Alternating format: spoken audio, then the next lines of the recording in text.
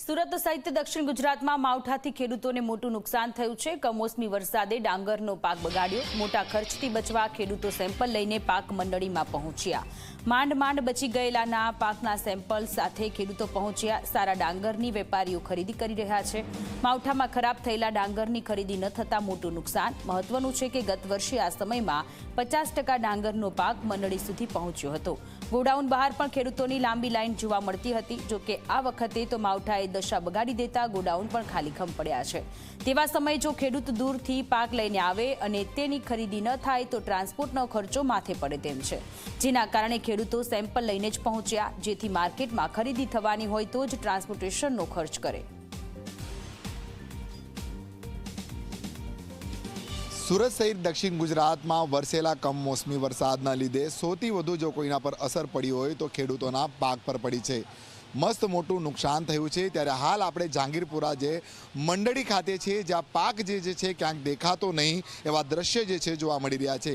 હાલ દ્રશ્યમાં જોઈ શકાય છે કે આ મંડળીનું ગોડાઉન આવેલું છે અને ગયા સિઝનની જો વાત કરવામાં આવે, અહીં ડાંગરનો જથ્થો મૂકવા માટે જગ્યા ન મળતી હતી। લાંબી કતારો જોવા મળતી હતી। એક સમયે અને લગભગ બે દિવસ જે છે ખેડૂતોને પોતાનો પાક અહીં લાવવા માટે લાઈનોમાં ઊભા રહેવાની નોબત પડતી હતી। પરંતુ આ દ્રશ્ય તમે જોઈ શકાય છે, ગોડાઉનમાં જે છે હાલ જે સ્થિતિ જોવા મળી રહી છે ગયા સિઝનના પ્રમાણે અને હાલની સ્થિતિ કંઈ અલગ જ જોવા મળી રહી છે। આપણી સાથે અહીં વાત કરવા માટે જે ગોડાઉનમાં જે કર્મચારી છે, સીધા એમની જોડેથી આપણે જાણીશું। કાકા, ગયા સિઝનની જો વાત કરવામાં આવે, શું સ્થિતિ હતી અહીંયા અને હાલ શું સ્થિતિ જોવા મળી રહી છે? ગયા સિઝનમાં છે ને માલ ફૂલ હતો, અહીંયા ટ્રેક્ટરની લાઈન લાગતી હતી। લાઈન એટલે લગભગ 2 દિવસ પ્રમાણે લાઈન લાગતી હતી, ત્યારે નંબર લાગતો હતો। ગોડાઉન ફૂલ એકદમ ચિકાર હતું। અહીંયા માલ નાખવાની જગ્યાએ બીજી જગ્યાએ ભાડે લઈને ત્યાં ગાડી માલ નાખ્યો છે રાજકોટોને। તો હાલમાં જે ગોડાઉન છે ત્યાં પણ માલ નથી ને? હાલમાં ત્યાં બિલકુલ માલ નથી ગાડી। હાલ જે આ માલ જે પાછળ જોવા મળી રહ્યો છે, હવે જૂનો માલ પડ્યો છે, ઉનાળો ડાંગરનો, એટલે જૂનો સિઝનનો માલ હાલમાં સ્ટોકમાં છે। એટલે જે નવો માલ છે હજુ સુધી મંડળીમાં પહોંચ્યો જ નથી, જેટલો જોઈએ એટલો પહોંચ્યો જ નથી। આ દ્રશ્ય જે છે અહીંના જોઈ શકાય છે, પરંતુ આ એકલ દુકલ ટ્રેક્ટરો આવી રહ્યા છે માલ લઈને। જે બચેલો માલ હશે ખેડૂતોનો, જે ડાંગરનો પાક બચી ગયો હશે, હાલ એ મંડળીમાં પહોંચાડવામાં આવી રહ્યો છે। હાલ હું તમને આ દ્રશ્ય બતાવીશ કે ગયા સિઝનની જો વાત કરવામાં આવે, અહીં ટ્રેક્ટરોની લાંબી કતારો જોવા મળતી હતી અને આ કતારો અહીં સુધી સીમિત ન હતી, બહાર રોડ સુધી લાઈનો જોવા મળતી હતી। પરંતુ એકલ દુકલ એટલે 1, 2, 3 આ 3 જેટલા ટ્રેક્ટર હાલ અહીં જોવા મળી રહ્યા છે। એટલે ખેડૂતો જે છે પોતાનો બચેલો જે ડાંગરનો પાક જે છે અહીં લાવતા જોવા મળી રહ્યા છે। હું અંદરના તમને દ્રશ્ય બતાવીશ કે જોઈ શકાય છે હાલ જે તમને આ જથ્થો જોવા મળી રહ્યો છે ગયા સિઝનનો જથ્થો છે અને બીજી બાજુ અહીંયા જોઈ શકાય છે ખાલી ખમ જોવા મળી રહ્યું છે।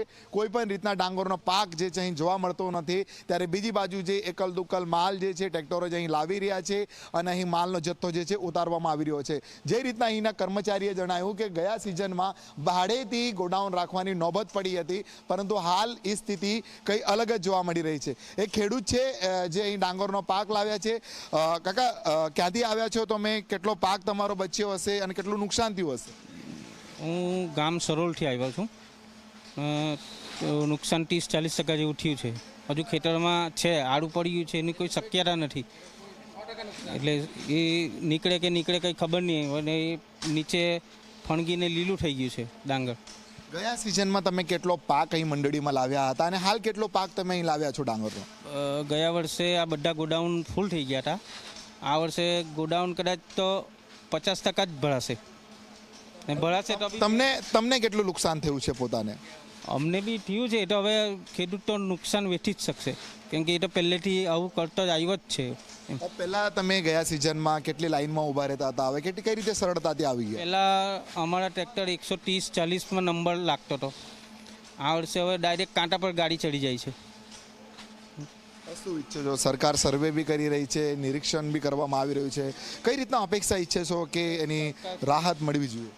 સરકાર થોડીક રાહત આપે તો ખેડૂત થોડોક એ થાય ને। આ વર્ષે ગત વર્ષે જો આ ડાંગરના પાકમાં બહુ નુકસાની થઈ છે અને પાણી જે નહેરમાં એ લોકો 90 દિવસ બંધ રાખવાના હતા, એ હવે કન્ટિન્યુઅસ આપે તો ખેડૂતને થોડી સહાય થાય।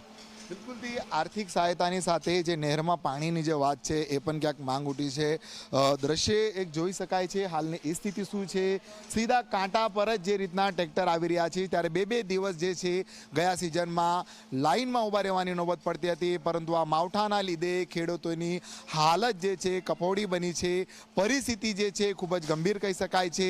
હાલ જે ગોડાઉનના દ્રશ્ય તમે જોઈ રહ્યા છો કે જે રીતના ક્યાંક જે છે ગોડાઉનમાં જે છે ખાલી જેવા નજરે પડી રહ્યા છે. આ માલનો જથ્થો તો છે, પરંતુ ગયા સિઝનના પ્રમાણે અહીં જે રીતના જે છે ડાંગરનો પાક મૂકવા માટે જગ્યા ન હતી ને મંડળીને અલગથી ગોડાઉન કરવાની નોબત પડી હતી, પરંતુ હાલની સ્થિતિ તમે કંઈ અલગ જ જોવા મળી રહી છે. માવઠાના લીધે ખેતરોમાં પાણી ભરાઈ જતા ખેડૂતોને મસ્ત મોટું નુકસાન થયું છે. પાક પલળી જતા ખાસો નુકસાનનો જે છે ભોગવાનો વારો આવ્યો છે. હાલ તો ખેડૂતો આસ લગાવીને બેઠા છે કે સરકાર ક્યારે આર્થિક સહાયતાની જાહેરાત કરશે અને તેમને જે સહાયતા જે છે તેમના સુધી પહોંચશે. કેમેરામેન વિજય બૈસાને સાથે પ્રશાંત ડિવરે, જી મીડિયા, સુરત.